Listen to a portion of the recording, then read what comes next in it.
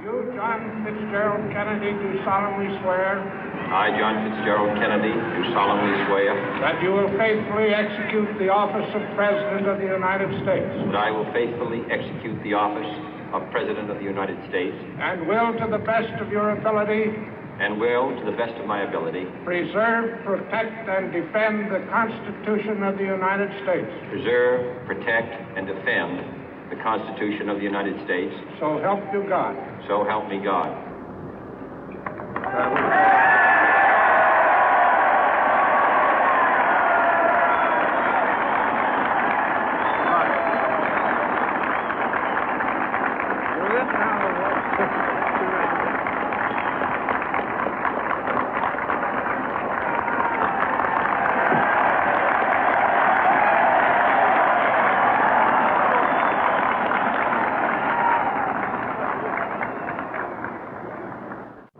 Vice President Johnson, Mr. Speaker, Mr. Chief Justice, President Eisenhower, Vice President Nixon, President Truman, Reverend clergy, fellow citizens. We observe today not a victory of party, but a celebration of freedom, symbolizing an end as well as a beginning, signifying renewal as well as change. For I have sworn before you and Almighty God the same solemn oath our forebears prescribed nearly a century and 3/4 ago. The world is very different now, for man holds in his mortal hands the power to abolish all forms of human poverty and all forms of human life.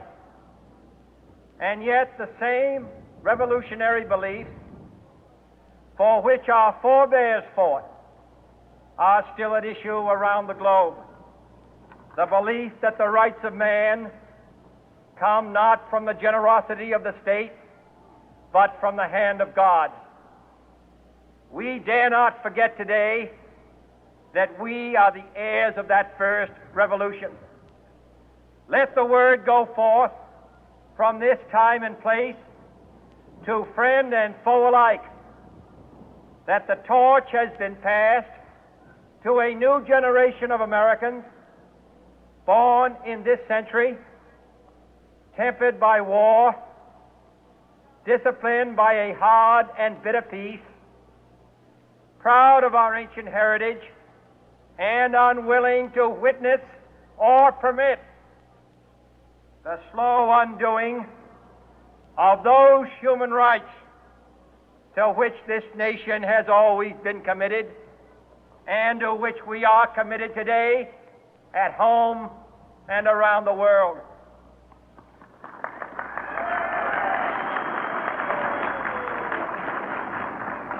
Let every nation know, whether it wishes us well or ill, that we shall pay any price, bear any burden, meet any hardship, support any friend, oppose any foe to assure the survival and the success of liberty.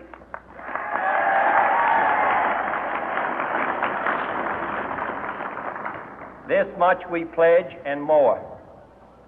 To those old allies whose cultural and spiritual origins we share, we pledge the loyalty of faithful friends. United, there is little we cannot do in a host of cooperative ventures. Divided, there is little we can do, for we dare not meet a powerful challenge at odds and split asunder. To those new states whom we welcome to the ranks of the free, we pledge our word that one form of colonial control shall not have passed away, merely to be replaced by a far more iron tyranny. We shall not always expect to find them supporting our view, but we shall always hope to find them strongly supporting their own freedom, and to remember that in the past, those who foolishly sought power by riding the back of the tiger ended up inside.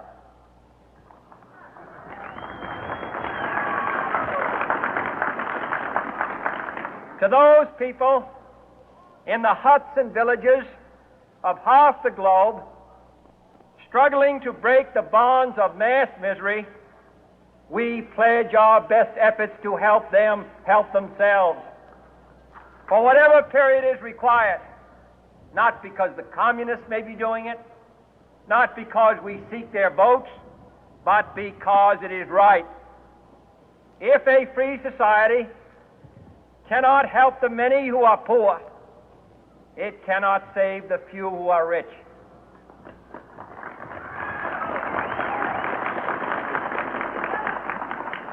To our sister republics south of our border, we offer a special pledge to convert our good words into good deeds, in a new alliance for progress, to assist free men and free governments in casting off the chains of poverty. But this peaceful revolution of hope cannot become the prey of hostile powers. Let all our neighbors know that we shall join with them to oppose aggression or subversion anywhere in the Americas. And let every other power know that this hemisphere intends to remain the master of its own house.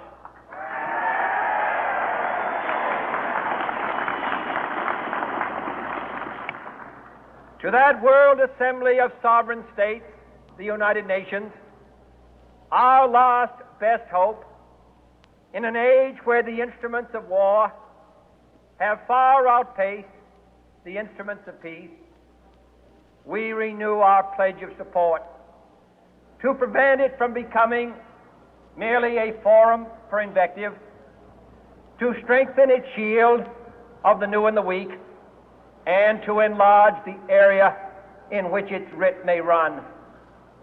Finally, to those nations who would make themselves our adversary, we offer not a pledge, but a request that both sides begin anew the quest for peace.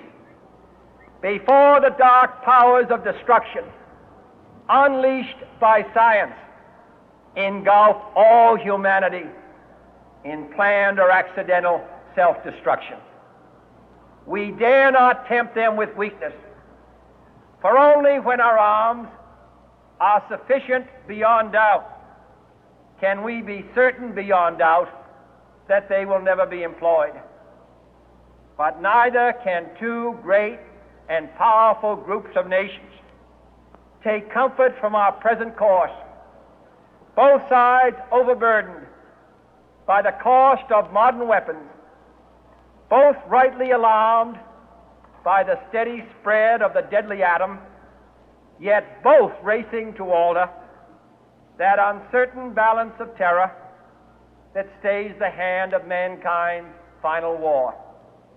So let us begin anew, remembering on both sides that civility is not a sign of weakness, and sincerity is always subject to proof. Let us never negotiate out of fear, but let us never fear to negotiate.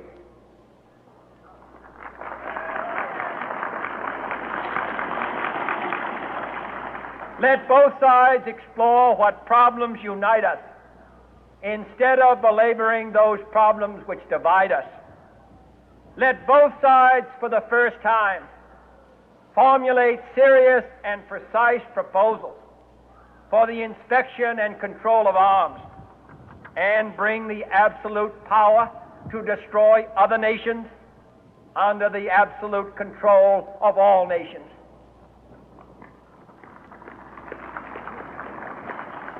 Let both sides seek to invoke the wonders of science instead of its terrors. Together, let us explore the stars, conquer the deserts, eradicate disease, tap the ocean depth, and encourage the arts and commerce.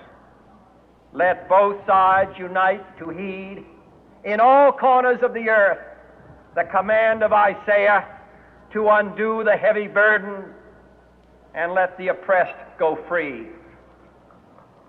And if a beachhead of cooperation may push back the jungle of suspicion, let both sides join in creating a new endeavor, not a new balance of power, but a new world of law, where the strong are just and the weak secure and the peace preserved. All this will not be finished in the first 100 days, nor will it be finished in the first 1,000 days, nor in the life of this administration, nor even perhaps in our lifetime on this planet. But let us begin.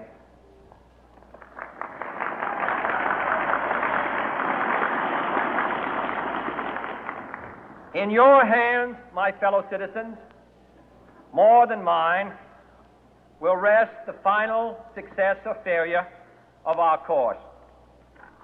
Since this country was founded, each generation of Americans has been summoned to give testimony to its national loyalty. The graves of young Americans who answered the call to service surround the globe. Now the trumpet summons us again, not as a call to bear arms, though arms we need, not as a call to battle, though in battle we are, but a call to bear the burden of a long twilight struggle, year in and year out, rejoicing in hope, patient in tribulation, a struggle against the common enemies of man, tyranny, poverty, disease, and war itself. Can we forge against these enemies a grand and global alliance, north and south, east and west, that can assure a more fruitful life for all mankind? Will you join in that historic effort?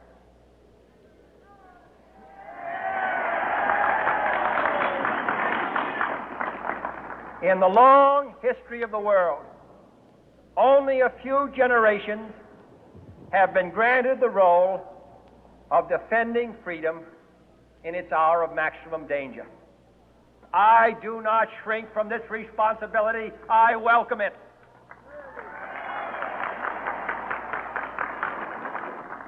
I do not believe that any of us would exchange places with any other people or any other generation. The energy, the faith, the devotion which we bring to this endeavor will light our country and all who serve it. And the glow from that fire can truly light the world.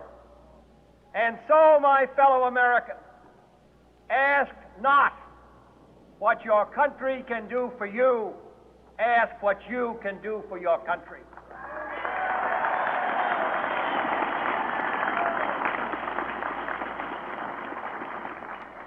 My fellow citizens of the world, ask not what America will do for you, but what together we can do for the freedom of man.